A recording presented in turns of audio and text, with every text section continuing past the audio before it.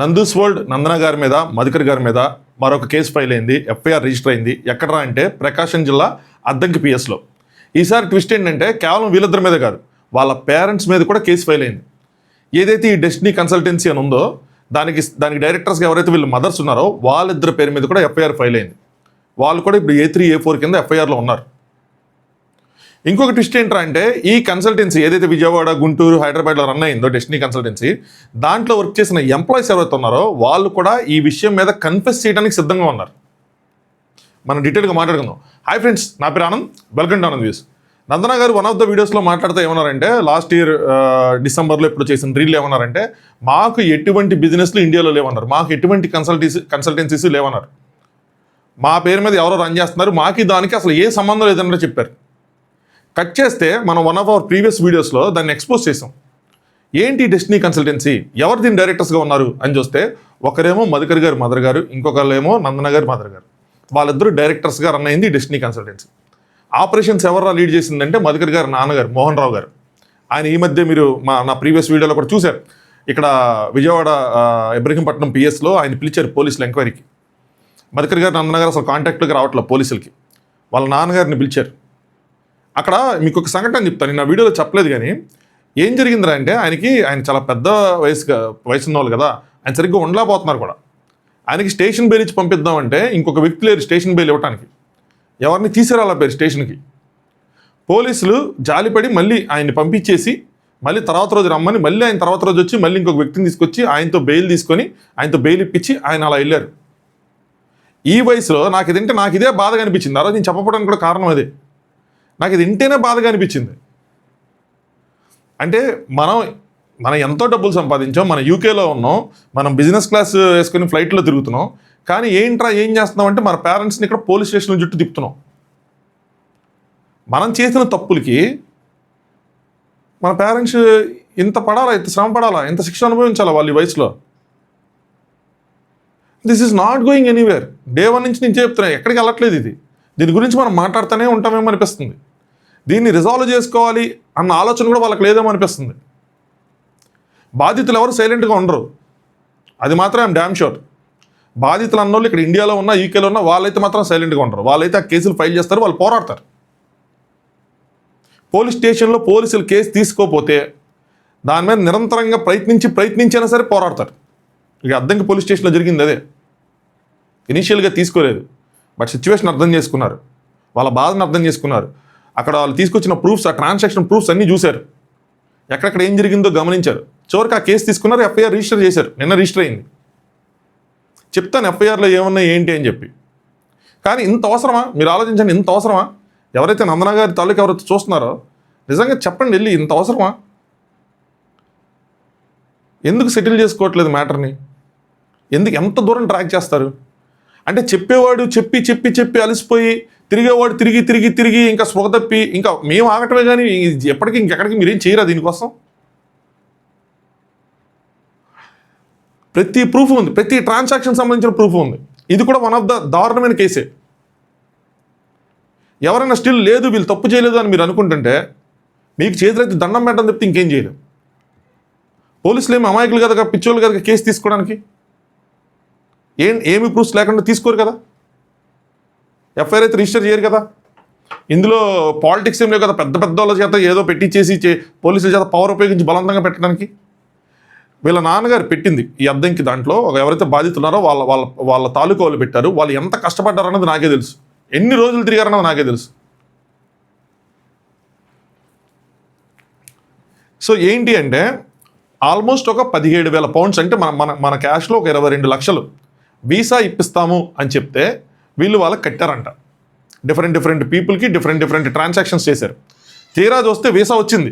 Again one of the classic case, visa వచ్చింది కదా అని చెప్పి ఎంప్లాయర్ దగ్గరికి వెళ్ళి బాబు మీ దాంట్లో నుంచి నాకు ఇట్లా ఉద్యోగం వచ్చిందని వెళ్తే ఆడెవరో నాకేం తెలియదు అని చెప్పాడు. ఆ ఎంప్లాయర్ నాకు దీనికి అసలు ఈ COS కానీ వీసాకి నాకు అసలు ఏ సంబంధం లేదని చెప్పారు. సో వీసా వచ్చింది, కనీసం వీసా రాకపోతే ఈ అడిషనల్గా కట్టిన డబ్బులు ఏవైతే ఉన్నాయో అవేనా వచ్చేవి, ఆ ఇన్సూరెన్స్కి కానీ దేనికి కానీ అవే వెనక్కి వచ్చేవి. ఆ 3,000 పౌండ్లు లేవు, అయిపోయినాయి.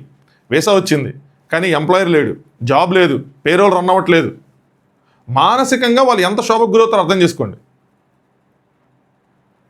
వాళ్ళకి ఎప్పటి నుంచి ఇది బయటకు వచ్చిన తర్వాత నుంచి వాళ్ళు కేసు పెట్టడానికి ట్రై చేసి తిరిగితే ఈ రోజుకి అయింది పని. ఆయన సంబంధం లేదన్నారు. వీళ్ళు రమానందన గారి అకౌంట్కి 2 లక్షలు పంపించారు. ఎవరైతే నందన గారి ఫ్యాన్స్ ఉన్నారో చూస్తున్నారో నేను చెప్తాను చూడండి, రమానందన గారి అకౌంట్కి 2 లక్షలు వెళ్ళినాయి. నెక్స్ట్ యూకేలోనూ ట్రాన్సాక్షన్స్ జరిగినాయి, ఇండియాలో సగం ట్రాన్సాక్షన్స్ జరిగినాయి ఇండియన్ కరెన్సీలో, యూకేలో పౌండ్స్లో అక్కడ ట్రాన్సాక్షన్స్ జరిగినాయి. అక్కడ దృశ్య సురేష్ అంటే కొన్ని పేర్లు కూడా ఉన్నాయి, ఇప్పుడు ఈ పేర్లని చదవలేండి. అక్కడ యూకేలో 1800 పౌండ్లు అలా డిఫరెంట్ మల్టిపుల్ అకౌంట్స్కి మల్టిపుల్ టైమ్స్ ట్రాన్సాక్షన్స్ జరిగినాయి యూకేలో. ఇక్కడైతే క్యాష్ తీసుకున్న ఇవి కూడా ఉన్నాయి. క్యాష్ తీసుకున్నవి మనం ఎలాగో ప్రూవ్ చేయలేం, ఆయన మా ఇంటికి వచ్చి క్యాష్ తీసుకున్నా మనం ప్రూవ్ చేయలేం, బట్ ట్రాన్సాక్షన్స్ ఏవైతే ఉన్నాయో ప్రూవ్ చేస్తాం. వీళ్ళందరూ చేసినా ఎంతో ఏదైనా సరే తప్పు అనుకున్నా సరే ఏదైనా చేసినా వీళ్ళు చేసిన మంచి పని ఏంటంటే ఆన్లైన్ ట్రాన్సాక్షన్ చేయడం. వాళ్ళు క్యాష్ ఇవ్వమని చెప్పినా కూడా లేదండి నేను క్యాష్ ఇవ్వం, మేము ఆన్లైన్ ట్రాన్సాక్షన్ చేస్తాం. అంటే మరి ఇండియాలో చేస్తారంటే ఇండియాలోనే చేస్తాం, ఎక్కడైనా చేస్తాం, కానీ మాకు ప్రూఫ్ కావాలి కదా అని చెప్పి వాళ్ళు ట్రాన్సాక్షన్స్ చేశారు క్యాష్ ఇవ్వకుండా. సో ఏం రిపోర్ట్ చేశారు ఏంట్రా అంటే నేను చెప్తాను చూడండి. వీళ్ళు ఏం రిపోర్ట్ చేశారంటే సో అండ్ సో డేట్ ఇవన్నీ పెట్టి వాళ్ళ అబ్బాయి వాళ్ళ కోడలు వాళ్ళందరూ యూకేలో జాబ్ కోసం ప్రయత్నిస్తున్నప్పుడు వీళ్ళు సోషల్ మీడియాలో ఒక యాడ్ చూసారంట. ఏంటి, destiny overseas and immigration consultancy add చూశారు, అరండల్పేట్ గుంటూరు. అందులో వాళ్ళు ఏం చెప్పారు అంటే మేము ఇలా లండన్లో జాబ్స్ ప్రొవైడ్ చేస్తాం అంటే అప్పుడు వీళ్ళు కాంటాక్ట్ చేశారంట. కాంటాక్ట్ చేస్తే ఎవరు వీళ్ళతో మాట్లాడింది, అక్యూజ్డ్ A1 జాగర్లమూడి మోహన్ రావు గారు, మధుకర్ గారి వాళ్ళ నాన్నగారు, నందన గారి వాళ్ళ మావయ్య గారు. ఆయన మాట్లాడారంట. కన్సల్టెన్సీ మేనేజర్ ఆయన కన్సల్టెన్సీ మేనేజర్ కింద చెప్పుకున్నారంట, మేనేజర్ చెప్పుకున్నారు. ఇంకా వాళ్ళతో ఎవరెవరు మాట్లాడారు ఏంటి అంటే A2 జాగర్లమూడి మధుకర్, ఇందులో ఎవరెవరు ఇన్వాల్వ్ ఉన్నారంటే A3 అన్నే రమానందన యూట్యూబర్ అని పెట్టారు రందూస్ world. Next A4 Jagarlamudi Jhansi Lakshmi consultancy director, and A5 Anne Sudharani, ఈవిడ కూడా డైరెక్టర్. సో ఝాన్సీ రాణి గారు, సుధారాణి గారు, ఒకళ్ళేమో మధుకర్ గారు వాళ్ళ మదర్ గారు, ఇంకొకళ్ళేమో నందన గారి మదర్ గారు. వాళ్ళిద్దరూ ఆ డెస్టినీ కన్సల్టెన్సీ ఏదైతే అసలు మీరు మాకు అసలు కంపెనీలో లేదన్నారో ఆ డెస్టినీ కన్సల్టెన్సీ ఇక్కడ వీళ్ళ పేర్ల మీద వాళ్ళ పేరెంట్స్ పేరు మీద రిజిస్టర్ చేశారు. చూడండి, ఇందులో కూడా అసలు ఏమన్నా మొరాలిటీ ఉందా? తప్పు చేయలేదని చెప్పడం వేరే విషయం, కానీ మా కంపెనీలు లేవని చెప్పి మా పేరు మీద వేరే వాళ్ళు రన్ చేస్తున్నారని చెప్తే కట్ చేస్తే వాళ్ళు ఎవరు అంటే వీళ్ళ పేరెంట్సే. ఇందులో మొరాలిటీ ఎక్కడ ఉంది? సో జాబ్ ఇప్పిస్తాం యూకేలో అని చెప్పి అక్యూజ్డ్ A1 ఎవరైతే మోహన్ రావు గారు ఉన్నారో వాళ్ళు అద్దంకి వచ్చారంట. వచ్చినప్పుడు ₹1,00,000 క్యాష్ తీసుకున్నారు. దాంతో ఆయన ఎక్స్పెన్సెస్ అని ఏవో చెప్పి క్యాష్ తీసుకున్నారంట. దాంతోపాటు ఇట్లా మీకు జాబ్ ఇప్పిస్తాం, అసలు మీరేం భయపడద్దు అలాంటి తీయని మాటలు కొన్ని చెప్పి దాని తర్వాత ఒక 9,60,60,000 ట్రాన్సాక్షన్స్ చేర్చుకున్నారు డిఫరెంట్ అకౌంట్స్కి ఇండియాలో. సో టోటల్గా ఒక 10,60,60,000 ఇండియాలో ట్రాన్సాక్షన్స్ చేర్చుకున్నారు ఇన్ టోటల్ ఇక్కడ. తర్వాత మిగతావి యూకేలో అక్కడ పౌండ్స్ రూపంలో అక్కడ ట్రాన్సాక్షన్ జరిగినాయి. ఇది వాళ్ళు కేసు కంప్లైంట్ రాసేస్తే పోలీసులు ఫైల్ చేసి A1, A2, A3, A4, A5 కింద మోహన్ రావు గారిని, మధుకర్ గారిని, రమానందన గారిని, ఝాన్సీ లక్ష్మి గారిని, సుధారాణి గారిని మొత్తం A1 to A5 list out చేశారు. నెక్స్ట్ ఏం జరిగిద్ది, వాళ్ళని రమ్మంటారు, పోలీస్ స్టేషన్కి రమ్మంటారు విచారణ కోసం. వస్తారు, స్టేషన్ బెయిల్ ఇచ్చి పంపిస్తారు. ఇదేమి నాన్ బెయిలబుల్ అఫెన్సెస్ కాదు. కానీ వాళ్ళు విజయవాడ నుంచో గుంటూరు నుంచో అక్కడి నుంచి అక్కడికి వెళ్ళాలా, పోలీసులు ఎన్నిసార్లు పిలిస్తే ఎన్నిసార్లు వెళ్ళాలా, ఆ నోటీసులు తీసుకోవాలా, తర్వాత ఛార్జ్ షీట్ ప్రిపేర్ అయ్యి కోర్టులు వేస్తే కోర్టులకు వెళ్ళాలా. ఈ వయసులో వాళ్ళకి అవసరమా? నాకే బాధగా ఉంది. మీ బాధితులకు బాధపడుతున్నారు, మేము వాళ్ళ మీద మీరు పెట్టాల్సి వస్తుందని చెప్పి. ఎవరికి ఇష్టం లేదు ఇది, వీళ్ళకి మాత్రం కరగట్లేదు గుండె. నాకు అదే అర్థం కావట్లే. ఎంతకాలం అలాగే హైడౌట్ అయ్యి ఉంటారు, నాకు అది కూడా అర్థం కావట్లేదు. పోలీసులు కాంటాక్ట్ చేద్దామన్నా కూడా కాంటాక్ట్లోకి రావట్లేదంట. ఈ ఎఫ్ఐఆర్లు ఏవైతే ఉన్నాయో ఈ క్వాష్ అవ్వవు, కొట్టేసేటైతే ఎప్పుడు కొట్టేస్తారు. ఈ కొట్టేరు ఎందుకంటే ఇందులో సాక్ష్యాధారాలు బలంగా ఉన్నాయి, ఇది ట్రయల్ జరగాల్సిందే. స్టేషన్లో లేట్ అవ్వచ్చు, కోర్ట్స్లో లేట్ అవ్వచ్చు, ఎక్కడైనా లేట్ అవ్వచ్చు, కానీ ప్రజా కోర్టులో మాత్రం లేట్ ఉండదు. ప్రజా కోర్టులో మీరు ఈరోజు దోషులుగా నుంచున్నారు, దీన్ని సాల్వ్ చేసుకుంటే కనీసం ప్రజలు దాన్ని గుర్తిస్తారు. ఓకే, అట్లీస్ట్ ఒక తప్పు జరిగింది, అది వాళ్ళ వల్ల జరిగిందా, మీడియా మధ్యలో ఉన్న వాళ్ళ మీద జరిగిందా, ఎవరి వల్ల జరిగిందని అది తప్పు జరిగింది, దాన్ని ఇప్పుడు సాల్వ్ చేశారు, సో ఓకే అన్నట్టు అది వదిలేస్తారు. లేదు మాకేం సంబంధం లేదన్నట్టు కూర్చుంటే ఇలా కేసులు ఫైల్ అవుతూనే ఉంటే ఇలా మాట్లాడుతూనే ఉంటారు. ఎవరైతే మిగతా బాధితులు ట్రై చేస్తున్నారు కేసులు పెట్టడానికి, ఇవి రెఫరెన్స్గా చూపించండి. చూపించి కొద్దిగా మీరు తిరగాలి, తప్పదు. మీకు న్యాయం జరగాలంటే మీరు తిరగాలి. మీరు యూకేలో ఉన్నాము, వాళ్ళు ఇప్పుడు యూకేలోనే ఉన్నారు యాక్చువల్గా. వాళ్ళు ఇంకా మళ్ళీ వేరే, ఇప్పుడు చూడండి ఇందులో టిస్ట్ చూడండి, వాళ్ళు ఇక్కడ 20 లక్షలు కట్టారా, అయిపోయిందా, వాళ్ళు మళ్ళీ ఇంకోటి చేసుకొని మళ్ళీ అవి చేసుకొని అప్పుడు యూకేలో మళ్ళీ జాబ్ తెచ్చుకొని ఇప్పుడు యూకేలో ఉన్నారు. వాళ్ళు పడని కష్టాలంటూ లేవు. మళ్ళీ వాళ్ళు ఈ ఆపు తీర్చుకొని వాళ్ళు బతకడానికి సంపాదించుకొని, ఇది చిన్న విషయం కాదు ఇది. విత్ ఫ్యామిలీ రమానందన్ గారు ఏవైతే కష్టాలు ఒక ఇంటర్వ్యూలో లిస్ట్ అవుట్ చేశారో దానికి వీళ్ళు డబల్ కష్టాలు. ఇప్పుడు ఒక కష్టం కాదు, ఇది 2 కష్టాలు. ఇవి చేసిన 2 సార్లు చేశారు అప్పు, 2 వేసాలకి 2 అప్పులు, వాళ్ళు బతకడానికి డబల్ కష్టం పడాలి. ప్రజా కోర్టులో మీరు దోషులుగా ఉన్నారు, సాల్వ్ చేసుకుంటే బాగుంటుంది. ఎందుకంటే ఈ మ్యాటర్ ఫర్దర్గా పైకి వెళ్ళటం తప్పితే కింద తగ్గేదేం లేదు. మిగతా బాధ్యత కూడా మీరు ఇవన్నీ చూపించి మీరు తిరగాల్సి వస్తుంది. మీరు తిరిగి ఆ కేసులు ఫైల్ చేసుకోండి, అది మీకు యూజ్ అయ్యేది. కేసు అయితే ఫైల్ చేసుకొని ఉంచండి, లేదంటే బాధితులు అన్నారు లేరు అన్నట్టు ఉంటుంది. మీరు కేసు ఫైల్ చేస్తేనే మీ మాటకు వాల్యూ ఉంటుంది, మీరు మోసపోయాం అన్నదానికి ఒక ప్రూఫ్ ఉంటుంది. సత్యం కరెంట్ పోయింది. ఇంకోటి చెప్తాను చూడండి. ఇప్పుడు ఇంకో కథలో రెండో ట్విస్ట్ ఏంట్రా అంటే, ఎవరైతే ఈ డెస్టినీ కన్సల్టెన్సీలో ఎంప్లాయీస్గా చేరారో వాళ్ళు కన్ఫెస్ చేయడానికి సిద్ధంగా ఉన్నారు. ఎందుకు అంటే వాళ్ళ పేర్ల మీద కొంతమంది అకౌంట్లో వాళ్ళకు కూడా ట్రాన్సాక్షన్ జరిగినాయి. పోలీసులు ఇప్పుడు వాళ్ళని కాంటాక్ట్ చేశారు. మరి వాళ్ళు భయపడతారు. ఆబ్వియస్లీ మిడిల్ క్లాస్ వాళ్ళమ్మా. ఏం జరిగింది ఏంటని చెప్తే అసలు ఈ కన్సల్టెన్సీ ఎవరిది ఏంటంటే మధుకర్ గారు వాళ్ళది. మధుకర్ గారు వచ్చేవాళ్ళు బాధితులవి. త్వరలోనే మీకు ఆ వీడియోలో ఆడియోలో ఒకటి త్రూ మీడియా బయటకు వస్తాయి. బాధితులు ఎవరైతే ఉద్యోగాలు ఉన్నారో, ఎక్స్ ఎంప్లాయీస్ ఎవరైతే ఉన్నారో వాళ్ళవన్నీ బయటకు వస్తాయి. So sir just hours gap అంతే, 1-2 days అంతే, అన్నీ వస్తాయి. అప్పుడు బాధపడి అప్పుడు ఇబ్బంది పడి ఇంక పెద్దదవటం తప్పితే ఇంక తగ్గేది ఉండదు. మాకు ఏ కేసులు వద్దండి, మమ్మల్ని మేము ఏదైనా మాకు జరిగినట్టు మేము యాస్టీస్గా చెప్తాం, మమ్మల్ని మాత్రం వదిలేయండి అన్నట్టు మాట్లాడుతున్నారు వాళ్ళ ఉద్యోగులు. నా దగ్గర కొంత ఇన్ఫర్మేషన్ కూడా ఉంది, మరి నేను చెప్పాలా వద్దన్నది నాకు అర్థం కావట్లేదు. కానీ కొంతమంది ఎంప్లాయీస్ పేర్లు ఉన్నాయి, దుర్గాభవాని అని, భాను అని, ఎవరెవరు ఉన్నాయి. వాళ్ళు ఆ దుర్గాభవాని గారికి అయితే ట్రాన్సాక్షన్స్ కూడా జరిగినాయి అంట. ఆ ప్రూఫ్లు ఉన్నాయి వీళ్ళ దగ్గర. పోలీసులు ఈవెన్ మాట్లాడారని కూడా చెప్తున్నారు. వాళ్ళందరూ మీడియా ముందుకు వస్తే మాత్రం వేరేలా ఉంటుంది. అనవసరంగా వాళ్ళని ఇబ్బంది పెట్టడం. ఇప్పుడు వాళ్ళసి ఇంతలో వాళ్ళు తప్పు పట్టేది లేదబ్బా. వాళ్ళకేం తెలుసు ఉద్యోగస్తులకి? మీ అకౌంట్లోకి మీరు ఎందుకు వేయించుకున్నారని పోలీసులు అడిగితే ఇలా ప్రాసెస్ చెప్పారండి, ఆ ప్రాసెస్ ప్రకారం మా దాంట్లో వేయించుకున్నామని ఏదో చెప్తారు. వాళ్ళకి అది చెప్పిందే కదా. తర్వాత తీసుకెళ్ళి వీళ్ళకి ఇవ్వటమేనండి, క్యాష్ రూపంగానే వేరే రూపంగానే ఇవ్వటమేండి. మాది ఇంతే. వాళ్ళ ఎంప్లాయీస్ కూర్చోబెట్టారు. వాళ్ళకి అన్ని తెలియదు కదా వీళ్ళు ఏం నిజంగా జాబ్లు ఇస్తున్నారా ఇవ్వట్లేదా ఏంటి అని చెప్పి. సో ఇది గుంటూరులో వీళ్ళు రన్ చేశారు. దాంతోపాటు హైదరాబాద్లో కూడా రన్ చేశారు. ఫస్ట్ ఎక్కడ ఓయోలో రన్ చేశారంట, దాని తర్వాత కోవర్కింగ్ స్పేస్ ఒకటి ఉంటుంది అందులో రన్ చేశారంట, దాని తర్వాత మంజీరా ట్రినిటీ అందులో రన్ చేశారంట. చాలామంది ఎంప్లాయీస్ పేర్లు కూడా నా దగ్గర ఉన్నాయి. ఇప్పుడు నేను అవన్నీ చెప్పను కానీ సులోచన చాలా పేర్లు ఉన్నాయి. ఇవన్నీ వాళ్ళు ఎక్కడ గుంటూరులో ఎవరు మెయింటైన్ చేసేవాళ్ళు, హైదరాబాద్లో ఎవరు మెయింటైన్ చేసేవాళ్ళు, వాళ్ళ ఫోన్ నెంబర్లు, వాళ్ళ పేర్లు అన్నీ ఉన్నాయి. సో ఇందులో వాళ్ళని లాగి వాళ్ళ కుటుంబాన్ని వాళ్ళని ఇబ్బంది పెట్టిస్తుంది. వాళ్ళు తప్పులేదు, ఉద్యోగస్తులు తప్పులేదు, వాళ్ళు ఉద్యోగాలు చేసుకున్నారు అంతే.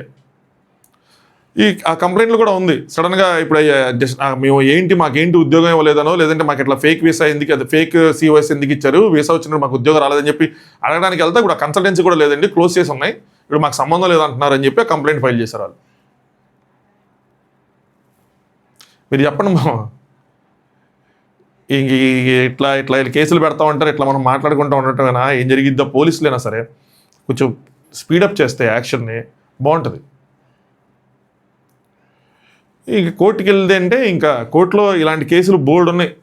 మీకు నేను ఒకటి చెప్తాను చూడండి. నందూసోల్డ్ నందన గారు ఫేమస్ కాబట్టి, యూట్యూబ్ ఇవన్నీ ఉంది కాబట్టి వీళ్ళది కొంచెం బయటికి గట్టిగా కనిపిస్తుంది. కానీ ఇలాంటివి కుప్పలు దప్పలు ఉన్నాయి. ఎన్ని ఉన్నాయంటే అన్ని ఉన్నాయి. నాకే బోల్డ్ అన్న నా ముందు ఇట్లా ఈ కన్సల్టెన్సీ మమ్మల్ని మోసం చేసింది, ఎక్స్పోజ్ చేయన్న, ఆ కన్సల్టెన్సీ ఎన్ని మెసేజ్లు ఉన్నాయో అన్నీ ఇదే బాబుతో. ఒకళ్ళిద్దరికి ఏదో వేసాలు ఇప్పించుంటారు, మిగతా 10 మందిలో ఇద్దరికి ఇప్పించి 8 మందికి మోసమే. ఎలా మోసపోయారు అన్నది కూడా నాకు అర్థం కావట్లేదు. అంత ఈజీగా మనం అంటే మోసపోతున్నాం మనం ఎక్కడ చూసినా సరే. ఎస్పెషల్లీ నేను మోసాలన్నీ ముందున్నాయా ఇప్పుడు నాకు అర్థం కావట్లేదు. నేను ఎప్పుడైతే యూట్యూబ్ వీడియోలు స్టార్ట్ చేసి ఇవి ట్రాక్ చేయడం స్టార్ట్ చేస్తానో రోజుకి ఒక మోసపోవడాల గురించి బయటకు వస్తుంది. ఇన్వెస్ట్మెంట్లు అని చెప్పి మోసం, చిట్టీల పేరుతో మోసం, అధిక వడ్డీల పేరుతో మోసం, రోజుకొకటి. కాకినాడలో మోసం, వైజాగ్లో మోసం, హైదరాబాద్లో మోసం. ఎన్నని చెప్పాలి, ఏమని చెప్పాలో అర్థం కావట్లా. లక్షకి నెలకి 8,000 రూపాయలు ఇస్తామన్నారంట వడ్డీ. లక్షకి లక్ష ఇచ్చి ఎవరికైనా 1,000 రూపాయలు, రూపాయి వడ్డీకి 1,000 రూపాయలు అంటానంటేనే ఎవడ ఎగ్గొడతాడు తెలియట్లా. 8,000 ఇస్తామంటే ఎవరు అప్పులు చేసి మరి ఒక 20 లక్షలు కట్టారంట. అంటే నెలకి 20 లక్షలు కడితే వాళ్ళ ఉద్దేశం ఏంటి, నెలకు 1,60,000 మనకు వచ్చేస్తాయని చెప్పి ఆశ. వీళ్ళు ఏం చేశారు, ఆ 20 లక్షల్లో 15 లక్షలు రూపాయి వడ్డీకి తెచ్చారంట. వీళ్ళు తెలివితేటలు చూడండి, రూపాయి వడ్డీకి తీసుకొచ్చి అక్కడ కట్టారంట. మనం మోసపోవడానికే పుట్టినట్టున్నాము. నన్ను అడిగితే మోసం చేసేవాళ్ళది తప్పులే, అంటే ఇంత దారుణంగా ఉన్నాం కాబట్టి మనం వాళ్ళు తప్పులేదో అనిపిస్తుంది. ఇంకా ఏదో అంటే తెలివైనోడు మోసం చేయడానికి పుట్టాడు, తెలివి తక్కువ మోసపోవడానికి పుట్టాడు అన్న సామెతలు ఏమంటే కొన్ని సినిమా డైలాగ్ లాంటివి. మనం కూడా మనకున్న తెలివితేటలతో ఏదైనా చేస్తే సెటిల్ అయిపోవచ్చామన్నట్టుంది. ఈ మోసపోయిన వాళ్ళందరూ, వీళ్ళకి న్యాయం జరగకపోతే ఏమైంది తెలుసా? ఈ మోసపోయిన వాళ్ళందరూ వీళ్ళు నేరస్తులు అవుతారు. వీళ్ళకి ఏంటంటే ఒక జస్టిఫికేషన్ వచ్చేసింది, మమ్మల్ని మోసం చేశారు కాబట్టి మేము మోసం చేసిన తప్పు లేదు అన్న దాంట్లోకి వెళ్ళిపోతారు.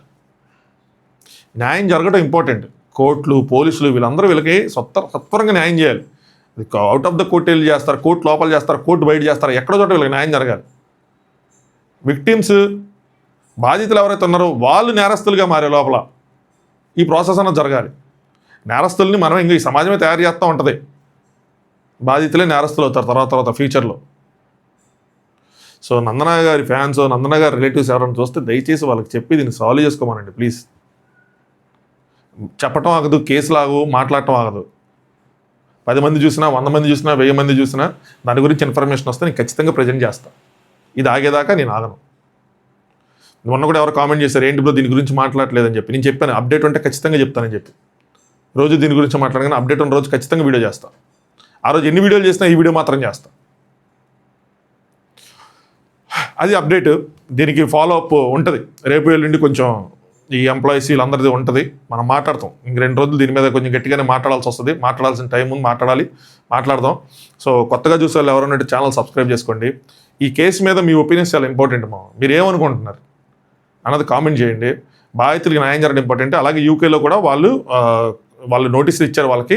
నెక్స్ట్ అంటే దానికి ఒక ప్రాసెస్ ఉంది. ఇలాంటి సివిల్ కేసెస్కి వేరే ప్రాసెస్ ఉంది. సో లాయర్ని అప్రోచ్ అయ్యారు, మొత్తం అంతా వాళ్ళకి సబ్మిట్ చేశారు. లాయర్ గారు ఇప్పుడు నోటీసులు ఇచ్చారు. దాని తర్వాత కోర్టు ప్రొసీడింగ్ స్టార్ట్ అవుతాయి. వాళ్ళు రెస్పాండ్ అయ్యేదాన్ని బట్టి అక్కడ కూడా ఒక అప్డేట్ ఉంది. సో దాని గురించి నేను మళ్ళీ రేపు డీటెయిల్గా చెప్తా, ఏం జరుగుతుంది ఏంటి అని చెప్పి ఎగ్జాక్ట్ అప్డేట్ తీసుకొని చెప్తా. సో వీడియోని లైక్ చేయండి for better reach. So me opinions comment చేయండి. కొత్తగా చూసే ఛానల్ సబ్స్క్రైబ్ చేసుకోండి. Thanks for watching. Anand views.